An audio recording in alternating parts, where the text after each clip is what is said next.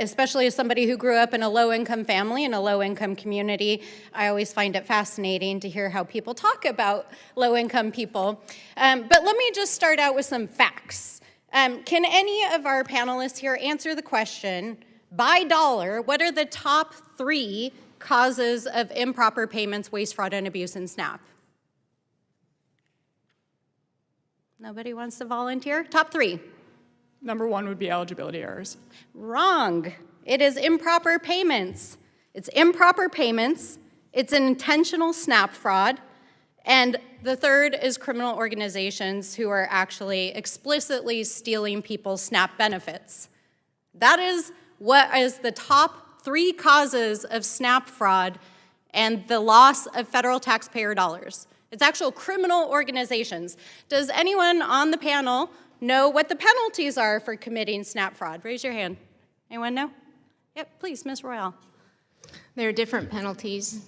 An individual who is found guilty of committing SNAP fraud is subject to criminal prosecution, incarceration, fines, and restitution. Yep, so it's somebody who is found guilty of an intentional program violation is subject to disqualification, either 12 months, 24 months, permanent, or a 10-year, other special disqualification penalties. Excellent, yes. And in fact, in some cases with extreme fraud can be up to $250,000 and 20 years in prison.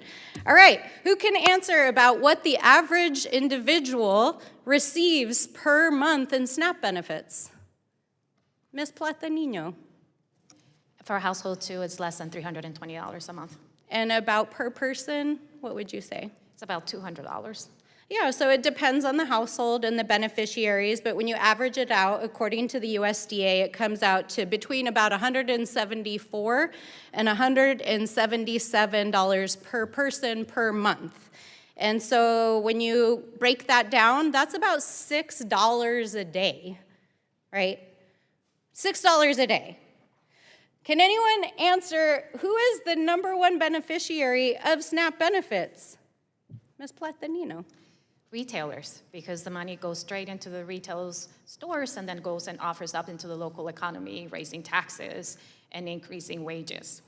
But in terms of the actual beneficiaries, in terms of Children. the people who receive the SNAP benefits, but yes, the economic downstream impacts. Yes, it's children followed by older adults and people with disabilities. Exactly. 39% of SNAP beneficiaries are children under 18 years old. Not fraudsters, children. 10% people living with disabilities, 20% older adults over 60. The vast majority of SNAP recipients are not committing fraud. They are children, they are people living with disabilities, and they are seniors. Now, I'm going to save you because I know many people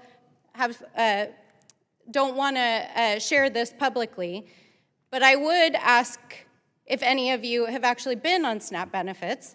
And I want to say publicly, there's no shame in being on SNAP benefits because it is a program that was created to help people who are struggling. It's to help grandparents who are taking care of children. It's to help take care of kids who are in the foster care system. It's there so that when a mom goes through a divorce and she loses her job and is having a hard time, she can take care of her kids. That's what the SNAP program exists for.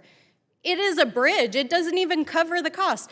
I would like to know, can any single person on this panel feed your family for $174 a month?